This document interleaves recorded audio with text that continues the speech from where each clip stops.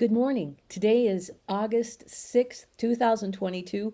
My name is Barbara With, and you are with me and the Party of 12, a incredibly insightful group of souls who are working in the afterlife for world peace and also helping us birth a new humanity. And today is the anniversary of Hiroshima Day, which was the day when we dropped the nuclear bomb on Hiroshima. And we're going to have a discussion today about how that affected Albert Einstein, since he had urged the president to develop nuclear weapons under the idea that we would keep them safe. Also, we're going to continue our talks about healing conflict within as a way to also heal the physical illnesses and bring balance to life. So I'm happy to have the Psychic Sorority with me today, and you too. So sit back and welcome to the party.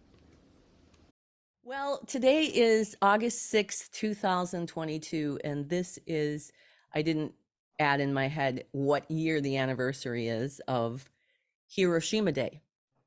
And Hiroshima Day is the day that they dropped the bomb on Hiroshima, and it had such an impact on Einstein's world, especially since in 1939, he drafted the first of four letters that went to the President of the United States, Roosevelt.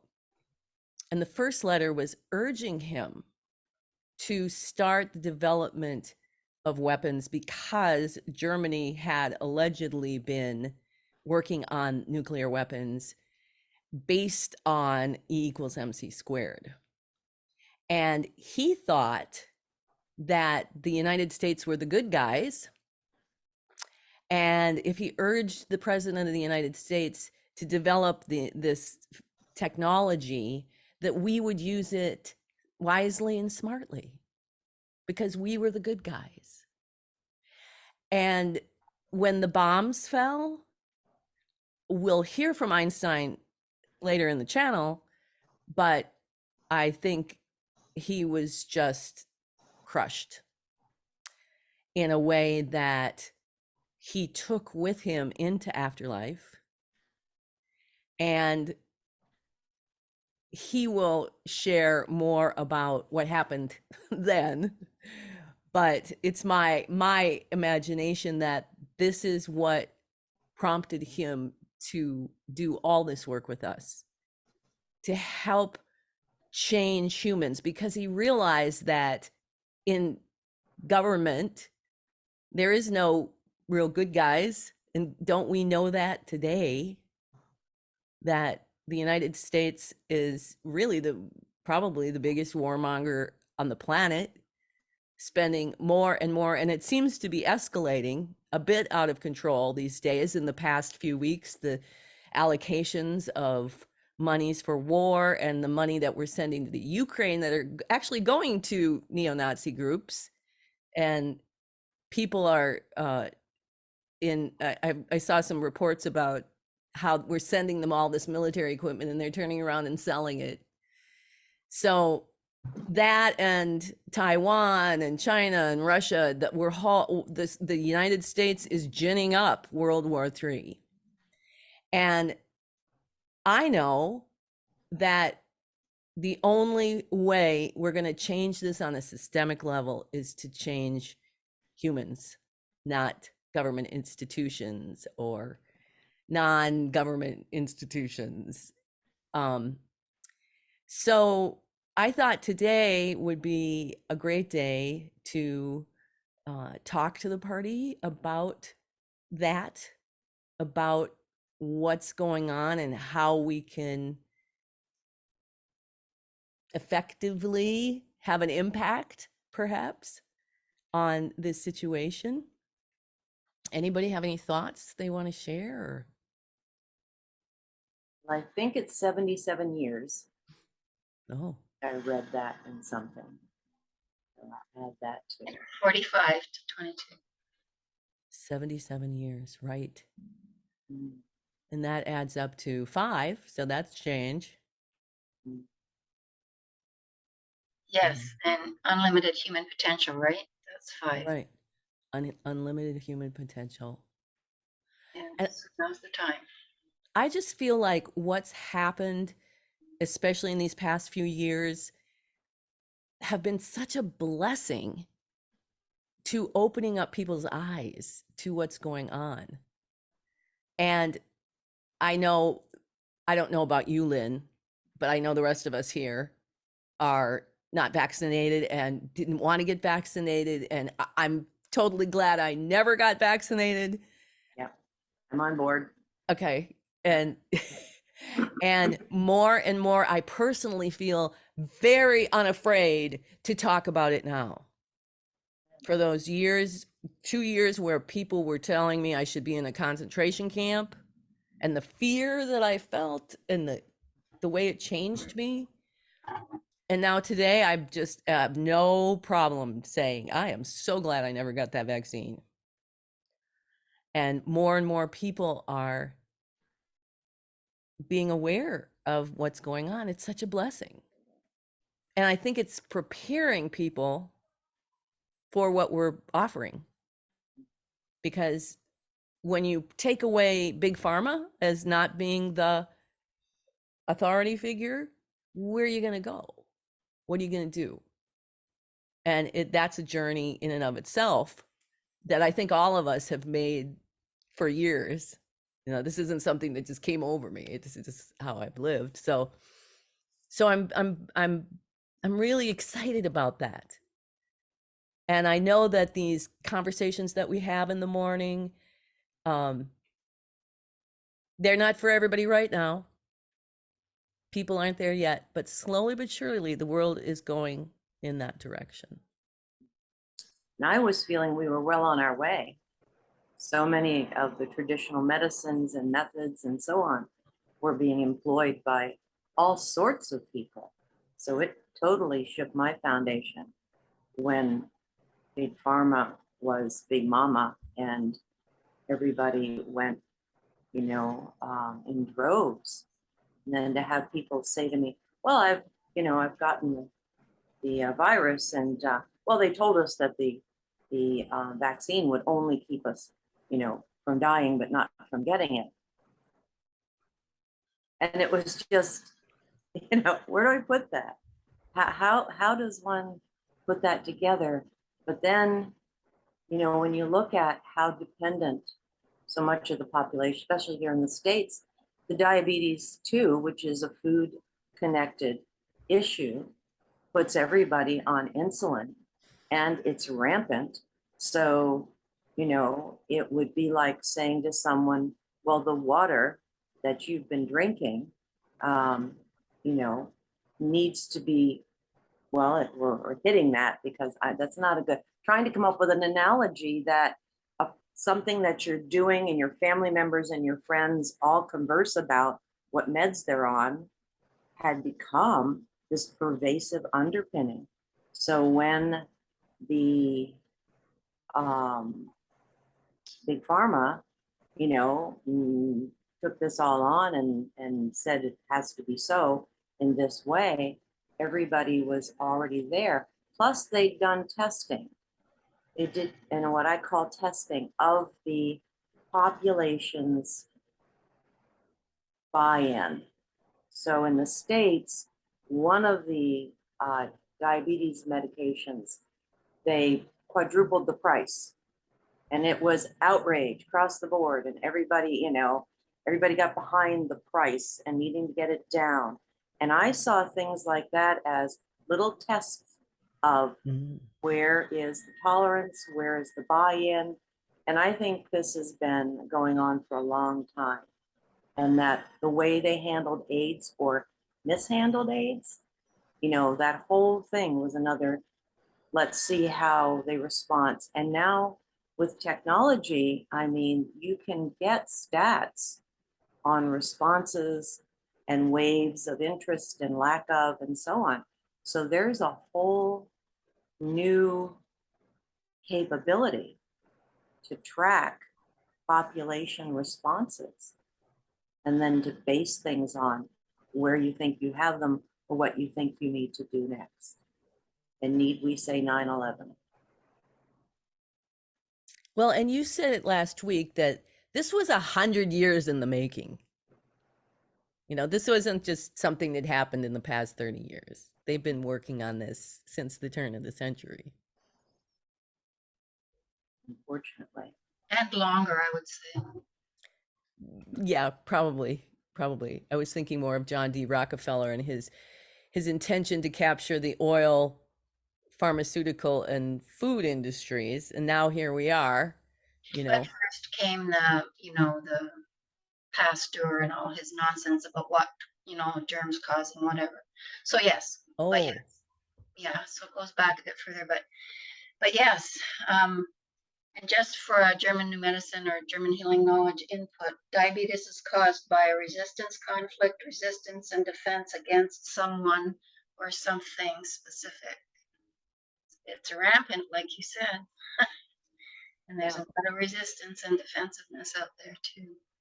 and with that, there's absolutely no examination of what are you eating? How are you sleeping? What are your relationships like? What is your spirituality like? This whole gamut. It's just, yeah, with diabetes. And so when COVID came or whatever it was, here's this whole world full of people who are eating crap, overweight, and they get it and they die off. Some of them, yeah, I guess.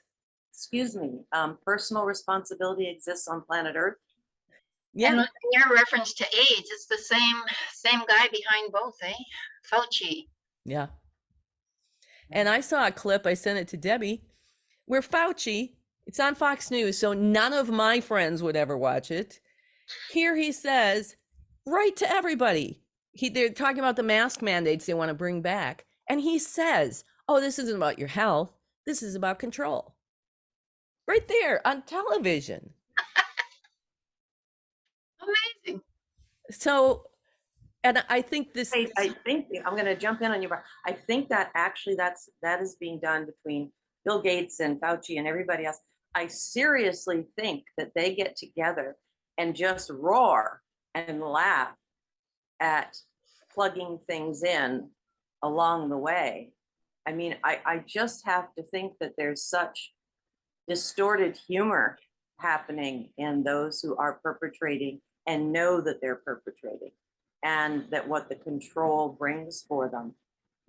I've often thought of them sitting in a room, or what comes to me is the Wizard of Oz is so great, is when the witch is looking into the globe and is putting them all to sleep, as they're trying to make their way to Oz, and the cackling that she's doing about that. And so, there are many, many metaphors out there. But I'd like to, after the whole oil conversation last time, this week I've been pondering on what else has humanity misused that has a impact on the planet and is pervasive. Because it's, oil is in the earth, as are minerals, as are many things that are mined and taken. So I sat and went through a comparison between water and oil. And water in its, in taking it internally and it benefiting ourselves and so on is one piece. But you have all the dams and all the power that's gone into the huge dams and turbines, which have ruined land masses and all inhabitants thereof, species-wise and so on, and species anywhere near it, and water's used to cool nuclear power plants. So there's a misuse of water as well. And that just was cause for pause in my thinking about how humans, but I come back to the question that I asked, and that is if not where we are, and I call it, we can't put the genie back in the bottle, then what would have been, could have been different in our coexistence. And Atlantis and other, I don't like the word civilizations. I pause at that every time I think about using it, but other human existence on the planet also inform us. But and even that is a problem to admit that I'm part of it all, to a place that's overshoot in a huge way. And how did we get here? And what would it have looked like? And where would we needed to turn off and move away from the narrative? And what would we be? Because we wouldn't be anything we are right now sitting in the environments we're in. It wouldn't exist because so much of what we utilize in the world is derived from the exact things that we're talking about abusing. Well, and going back to John D. Rockefeller, which is just a short part of that history. So for 100 and some years, this push to take all these natural extractive industries and create an entire civilization, I hate to call it that, but an entire culture based on driving cars, based on heating our homes, based on electricity, when for tens of thousands of years, the indigenous people knew how to live on the land, knew how to move when they needed to move, the hunters, the gatherers, the working for the good of the whole, working in community.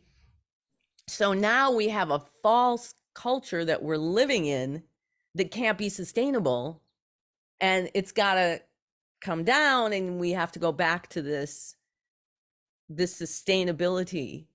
And can we do it? Can we get off cars? Can we get off our cell phones? Can we get off our computers? Because those things are the things that are most hurting us. The rare earth minerals that are needed, the lithium. And that goes back into the Rockefeller culture of you just go in, you decimate those people, talking about the dams, is it Standing Rock? That was an area that got completely, sacred indigenous area completely flooded out because of somebody building a whatever. So, yeah, my question is, how is this transition? It seems like a kind of a bumpy ride, if you ask me, but I'm ready for it. We're bumping along already. Right. I know. And I think we're going to be able to use technology in a way that's going to serve the whole.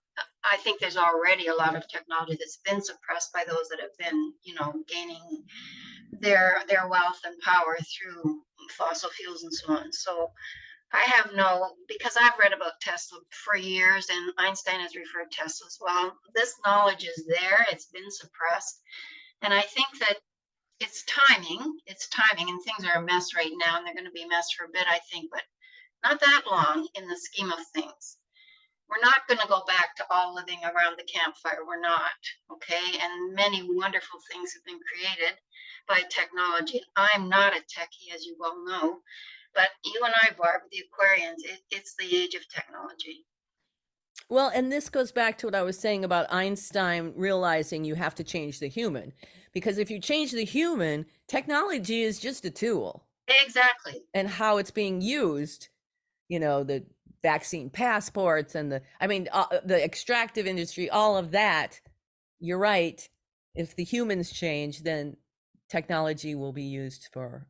Yeah, and there's nothing, they will never devise technology, a computer that is smarter than the human brain. And Lynn and I watched a series that she had on with Nassim and Greg Braden talking about that. Calling us the soft technology, understanding who we are.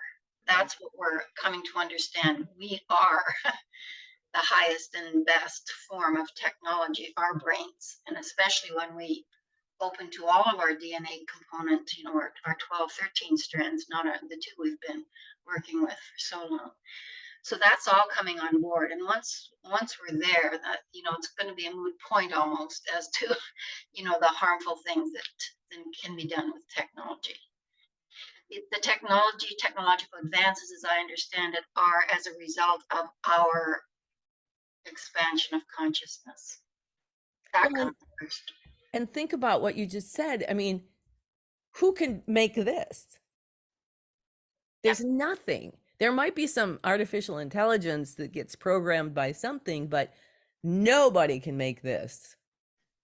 And so that goes back to part of the thing I was saying about understanding our impact.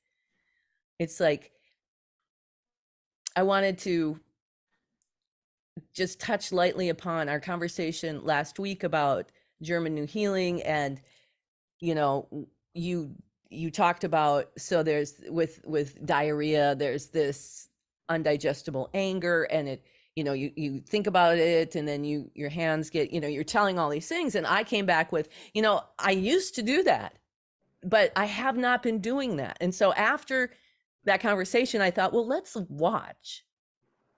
And I realized that there's this continuum from when I met you and I was a mess and I was doing, like, I lived that way, where my brain was just obsessing about the conflicts and I couldn't get it in order, to a progression of healing and balance and unification, to where I am now, which is a completely kind of new person from that person I had been or integrated in. I now don't respond to things in a traumatized way. And this is even from last November, December, when I was, you know, going through all that stuff. I've come out of it like I have these situations that happen where before I would have been like, oh, gee, you know, I'm not this and I didn't. And now I just like, I'm like, well, look at this and look at that. However, within that spectrum, as I was thinking about my COVID, within there, like there's these pieces where I see, you know, where I'm like, well, but they're like fleeting, much more fleeting than they had been all those years ago. And so I can't say that they weren't there. And maybe that COVID was my response to ridding myself of some of that without having to go through the brainy thinky type. And after I realized that, it's like, yes, this is exactly what that is. It's just not in the heavy form that it was all those years ago when I wasn't quite to where I am. So the impact that conflict revolution has had on my life through the years, I can't, you know, dismiss that either. That's like the groundwork for what, for where I've come anyway. So I wanted just to tell you that, kind of correct that from last week, where I was like, I don't do that anymore. Well, yeah, I do. We all do, because we're still breathing. But yeah, the it only took you 3 weeks to get through it, which means it was a short conflict, but it was a strong conflict, and you have a strong constitution, so you handled it quickly, but strongly, if I may say, like high fever, and you know, really strong symptoms, but quickly. 3 weeks is nothing compared to chronic, you know, on and on and on. But right before you told us you had it, you were talking about the court, the court business that's going on after your water sit-in with the Indigenous at the northern part of the island. Is that right? That's where it was when you did the sit-in with the Indigenous women. No, that was in northern Minnesota on line 3. Okay, Minnesota. Yes, Sorry, yes. not on 7 of us sat on yeah, the easement and got arrested. and got arrested. Okay, you had just been talking about that, and there's probably any number of things within that experience that could, you know, just something that could trigger some anger or spark something that you wouldn't even think about because you've been involved in that for a while. Well, and speaking of that, I was talking about this conflict that I have had with the church around their treatment of indigenous people and how the pastor is now leaving and they've removed the word the mission, you know, from this public place that would have been culturally insulting to the indigenous. And then I saw the pastor, he's still here. I thought she was gone. And I saw her on the street and she was talking and laughing with somebody. And I had this flash like, okay, this deep anger is a much deeper anger, maybe, and maybe some of it is past life from when I lived on the island as an indigenous person, which I knew took place. So now I started to see sort of a multi-dimensional thing, like, oh, I could have been processing this anger that inspires me to do those kinds of things, like stand up for the indigenous and get arrested, but rooted in a much deeper holistic part of myself. And when I saw her walking down the street, I'm going to admit, and she was laughing, and I thought, oh, look at me thinking that I'm driving her out. Like I've driven her out and she's leaving. And here she's happy. She's probably very excited about her new job. She's going to be in charge of like 73 churches in the southern part of the state. And I had to say to myself, you look at you. You thought you were driving around. Like, what is that in me? Yeah. That I see her happy and laughing, and I'm thinking, oh no, she's supposed to be miserable because I'm driving around. That was a huge flash for me, and Very good. Very good observation. Yeah, and all of this tied into our conversation from last week about me going, oh no, I never do that. Like, oh, stop that, Barbara. Yeah. Yeah. So I developed whatever the malady was on Christmas morning, this past Christmas, and it was 16 days. And I was house sitting in a friend's home, sits on a precipice and has this beautiful view of the bay and the islands. I'm in Maine. And I spent the better part of the 3 weeks while they were in the UK taking care of 3 cats and being deathly ill. But in the process, I got to know me and where my line is of personal responsibility, i.e., I had cats that I needed to take care of. And I was taking care of someone's home in the winter, which had all of the ice and snow things.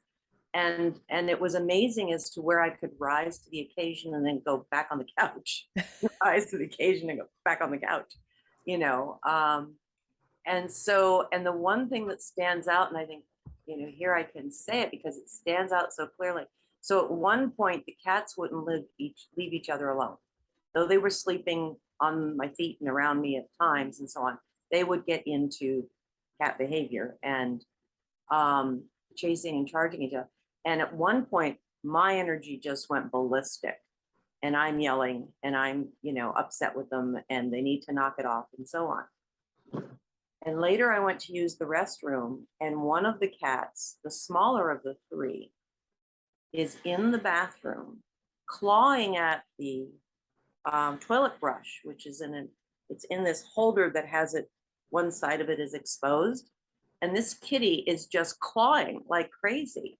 And I had to look at my human energy and the impact I had on another life form. And, you know, to this day, it still holds with me. And so there are these nuances as well as the direct learnings, teachings that if we're open to them, that come through. And then I was at this point, a household that was vaccinated. This is my friend and her 2 daughters, teenagers. And so here I am, and they know that though it's still at that point, not acceptable and challenging. So I had this whole dynamic of how I was coexisting and what I was thinking about just thrown at me in a very visceral, not heady, connected way. And Joe knows about this. Joe and I were in touch through this whole thing. And I have an energy healer who also was walking through it with me. But, and as I listened to you, Barbara, that's where I got a deeper kind of surge just now is, oh my goodness, I knew things and I knew I was seeing me in a very bigger light in how I am in the world, and that this illness, this bodily challenge, was a catalyst for reflection and so on. And, so yeah, it is interesting. And this is where so much of our world is from here up, and people don't reflect, don't want to tell you that, an illness has some kind of silver lining, shall we say, that's part of the nature of the human experience. And if you lean into it, you can gain from it. If you stay unattached to it and adversarial towards it, then you're just enhancing and prolonging whatever constellations. Is that right, Joanne? But you just described what's behind diabetes as well: resistance, defensiveness. Yeah. So it's this amazing setup that people who are open, as all of us are, that it's these continuous opportunities, you know.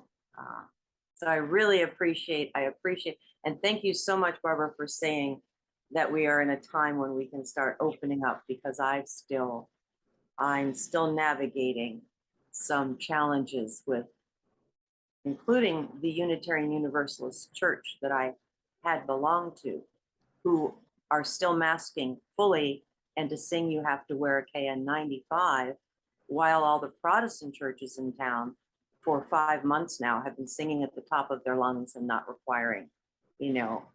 Yeah.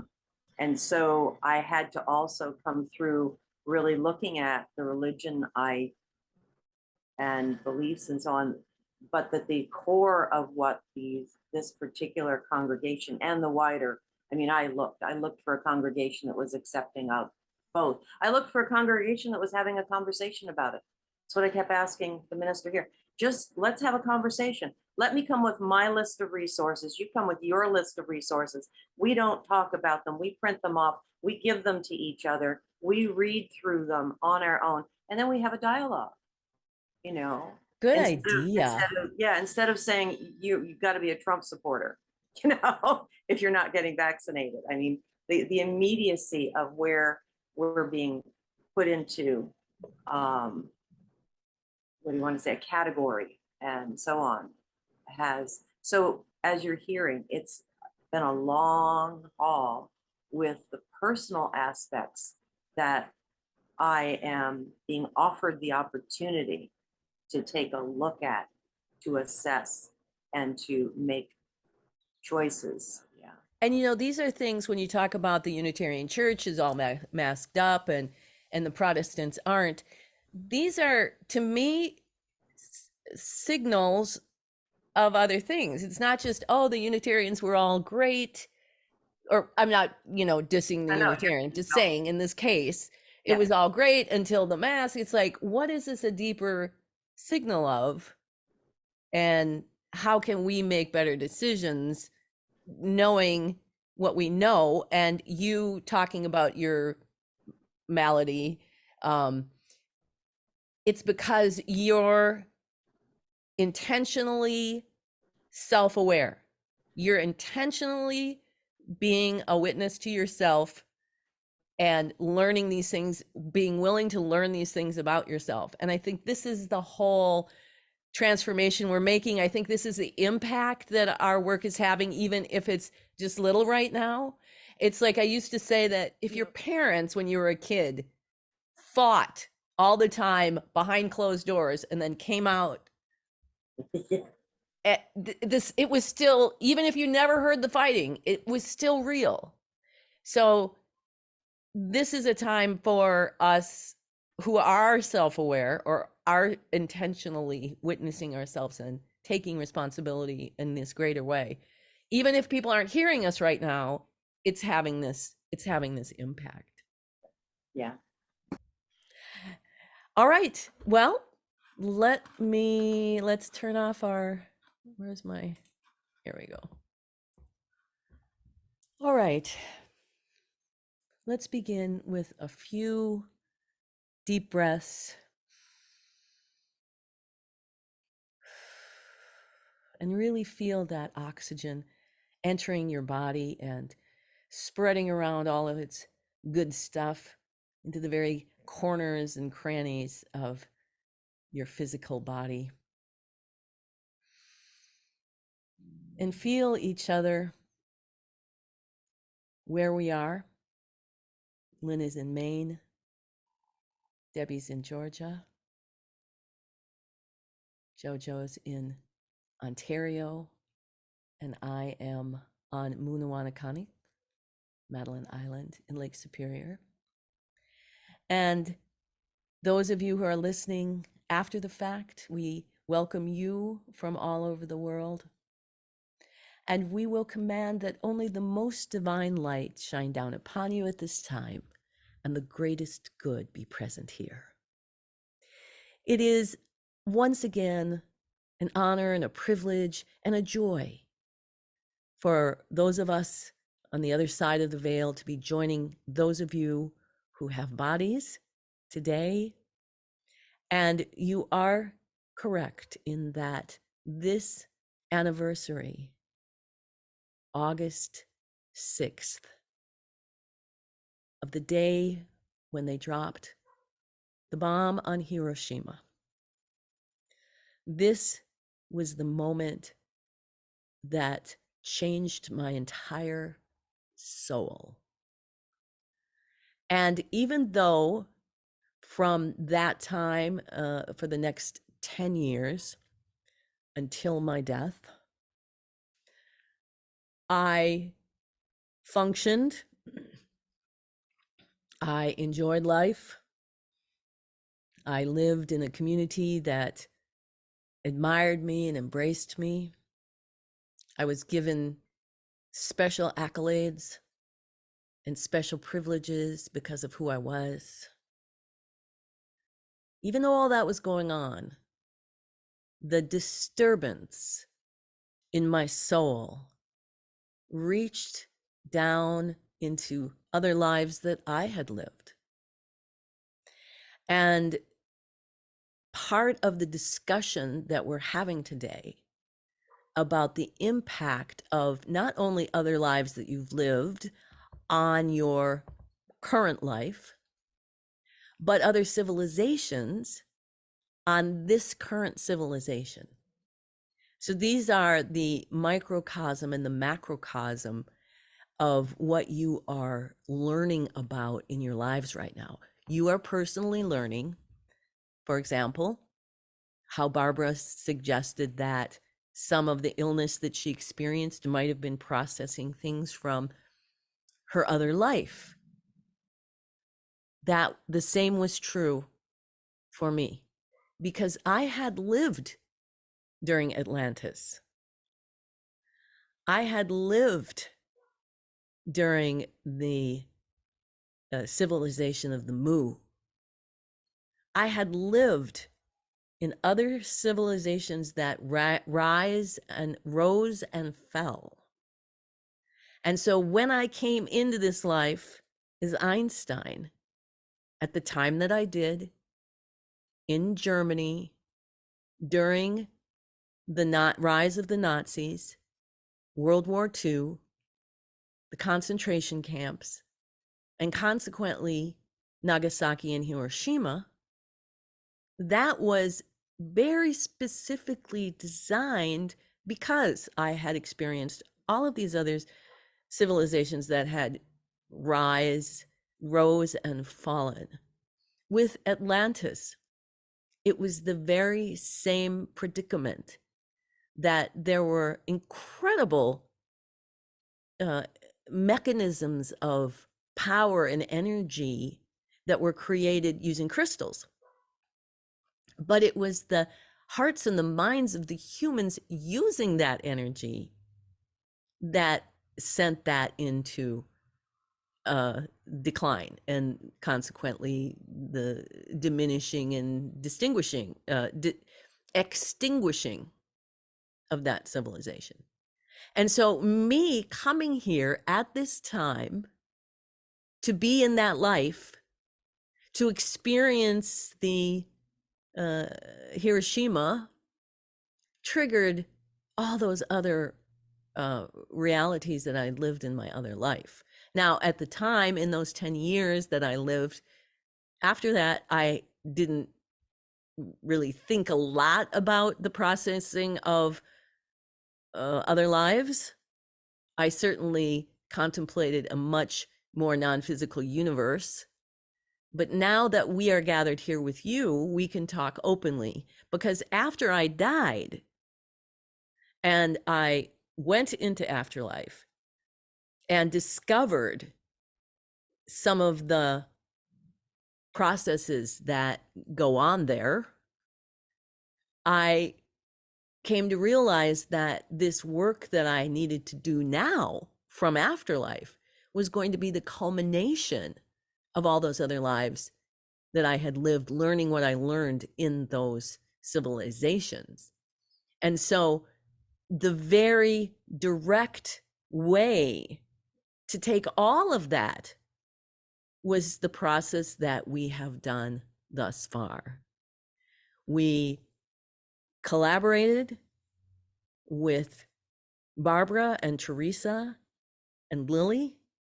And of course, I was working with Barbara for her whole life, particularly as a young songwriter. She was able to tap into information that she, as a 14-year-old, would never have been able to access.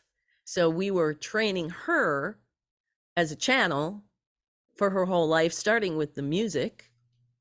And then when we finally came into the speaking in a group, we picked, and they volunteered and were chosen to come together, to stay together, to bond together, and then to share this with those of you who have come after them. And even that process took a while. And when I finally stepped out of the closet and revealed myself to be Einstein, and we also talked to others, including Hitler, because this is important information that needs to be understood by humans in order to change yourself from these easily influenced and easily corrupted humans to those who have reached past all the other lives and united all of them, so that the memories and the understanding and the intention of changing humanity can be solidified through the ages and through the civilizations. So what you're seeing in the civilization that you're living in today is the culmination of all of those other civilizations as well, the rise and the fall of all those civilizations. And you are working on a macrocosm level to do the same thing that you're working on the microcosm, to first change from within and then influence the culture around you by the changes that you make there, because those are the systemic changes. Those can't be manipulated by the culture around you. And what you're seeing is there's so many people in the world who, first of all, have no idea that they're brainwashed by the culture, the voices of culture, who have no idea that they have the power to change from within, and who are going along like leaves on a river, just being floated along by the culture that you live in, tossed hither and yon until their death. And then once they die, they'll continue to have the opportunity to join in this incredible evolution and transformation. And they will learn from that life. And they will more than likely come back in a different life to be able to continue on in their own personal evolution, that is the only way the evolution of the planet is going to take place, by each individual evolving themselves. And those of you who have worked so hard to be self-aware, to be actively engaged in your own lives, to accept that you have the power. You may not know how to use it, but you accept that you have that power and you're learning how to use it. You are the guiding lights for all these civilizations, because all of you have been in those civilizations as well, not just me. And we've come back here to work together, those of us on the afterlife and those of you with bodies still, to work together to change this in such a long view. It's such a long view. And most of humanity can't see it that way, but there are so many who can. There are so many. And going back to the percentages of people, the 30% of the people who believe they have to cling to the voices of culture, that this is the only way, and they have to fight other people who don't see it their way. And then there's 40% of the people who really aren't real sure and don't know and are influenced by the culture, but they're fence sitters. They're willing to kind of think about things if it's given to them in the right way. And then there's the 30% of you who are clearly embedded. Culture is not going to bring you down. You are going to change culture by changing yourself from within, and you are fully committed to that. So what you have is this enormous opportunity to reach those 40% of the people. And we've talked about this before, and what is the best way to reach them. And we want to suggest that as you go out in the world, you don't have to think about these percentages as much as you think about every individual that you come across.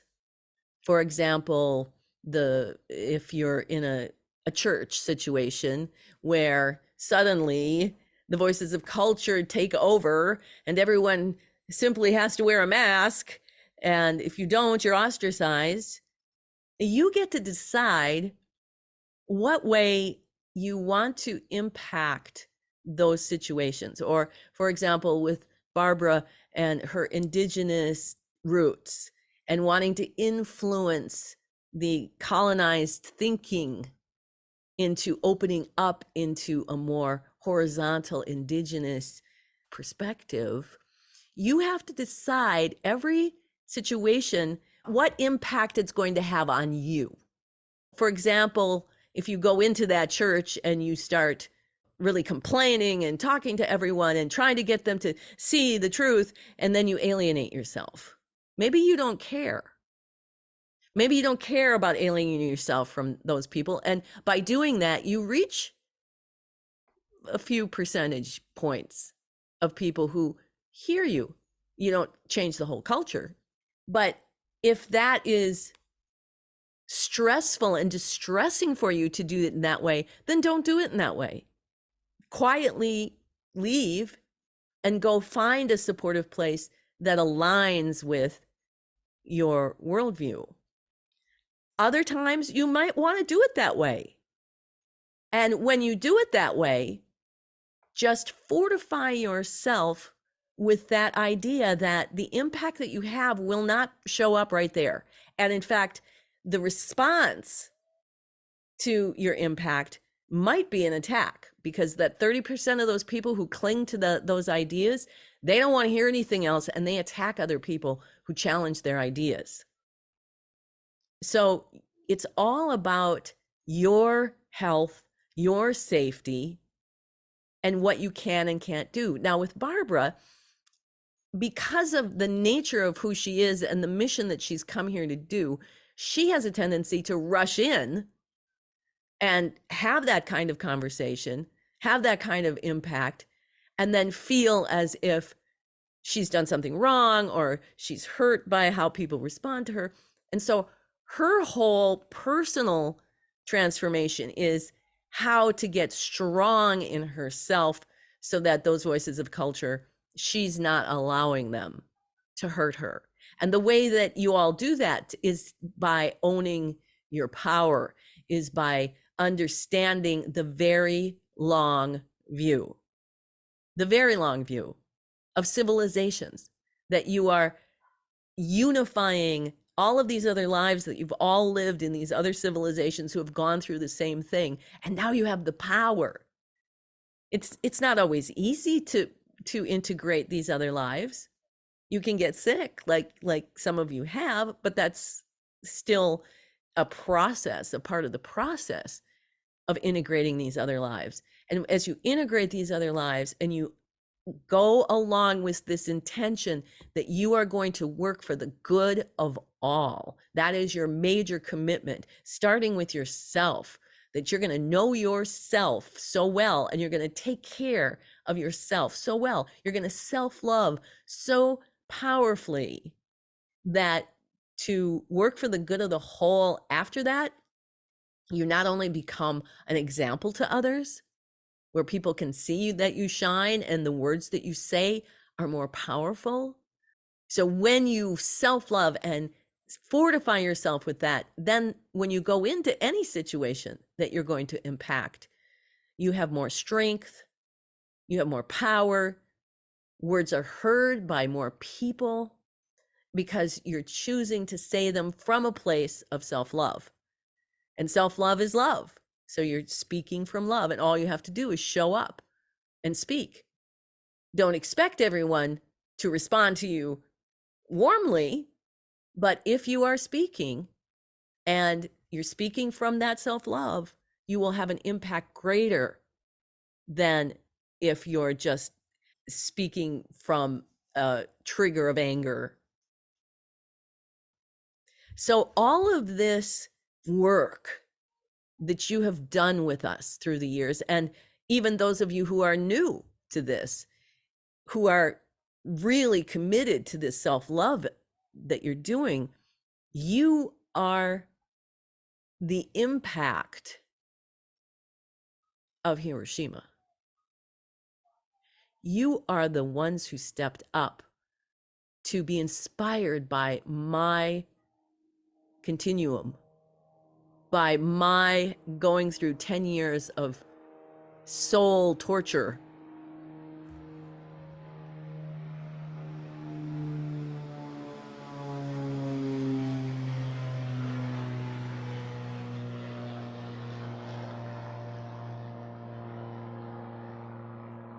And when you look at it that way, when you understand that Hiroshima was the product of many civilizations who did the same thing, who destroyed themselves, and that the people who died on a soul level each had their own interactive piece of that, each went on to be in the party, you see what it triggered in me.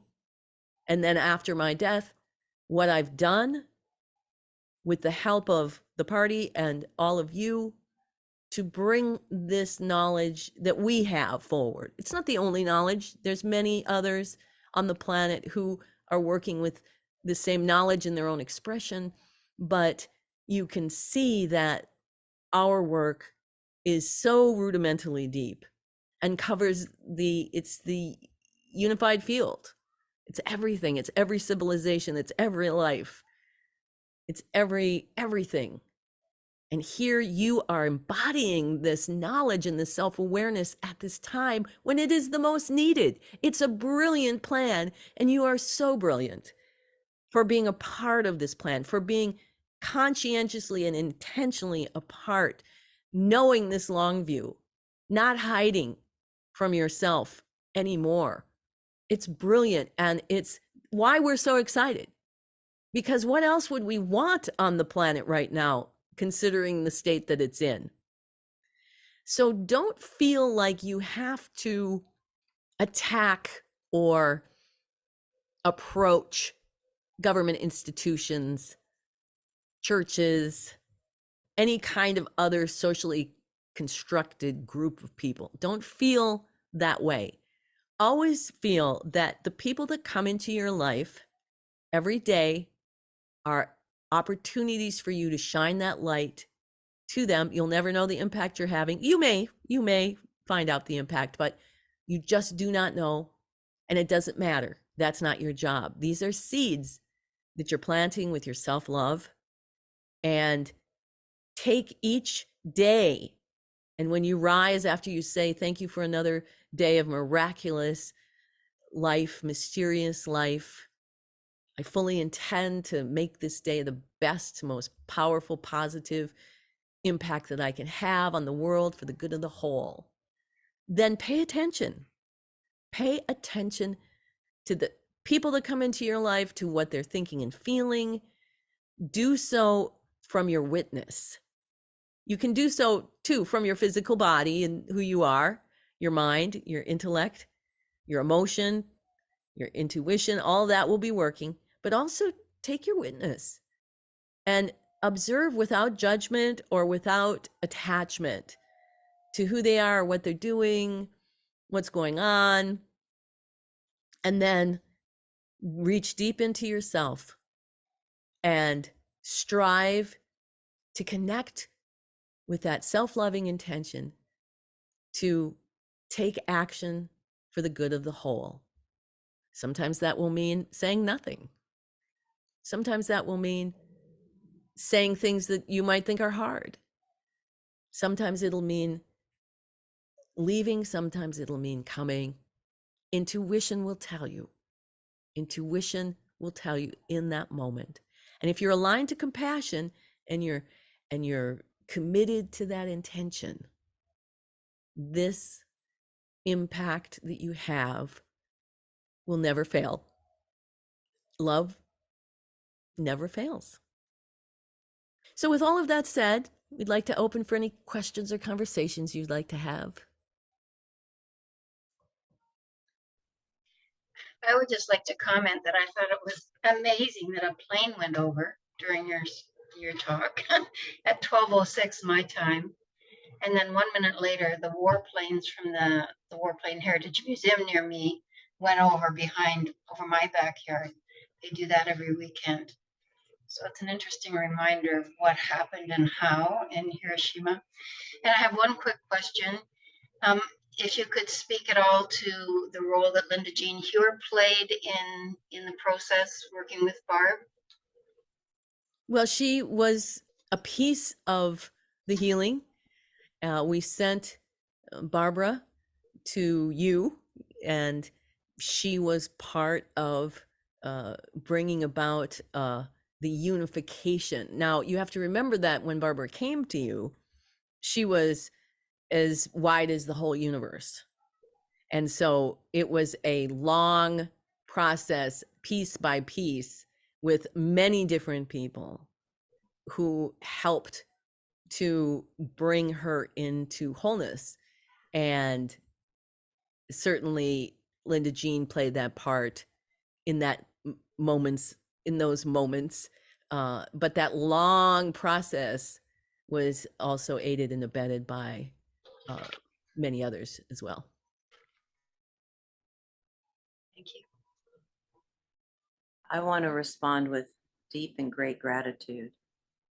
A lot of what you've brought forth here is so confirming and awe-inspiring in being able to sit with you and the party and again to have your words which inspire and confirm the experience of being in this time.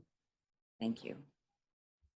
Well, you are welcome, and we are so filled with joy that we can be with you now in this way, because you, of course, have done so much work in the non-physical, and to finally be able to be with you again is a joy and gratitude on our part as well. We would like to close the channel then to say that gratitude is one of the most powerful positions that you can put yourself in. If you can be grateful for everything, sickness, governments, governments run amok, organizations, good and bad, if you can be grateful and find the good in everything, you are a powerful, powerful person. And that's as simple as it can be.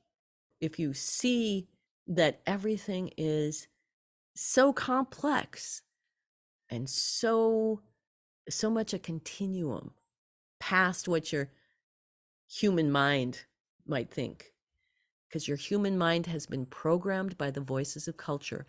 And when you are uniting all of these other lives, you've got all these other human minds that have been programmed by all these other cultures. And this is the lead life. This is the life where you get to bring that awareness into a fuller, richer, deeper body during a time when it's so needed that this awareness come forward and be embodied by those of you who are committed to the good of the whole. And this is the new civilization that is being birthed, like has never been here before. And we are so grateful for your participation. We are excited to be in this together. And all of us on the other side in the party are loving this work. So many who have passed over, who worked on this when they had bodies and then passed over. Kathy Klein, are so excited, so very excited. And they are watching and truly being amazed. Namaste.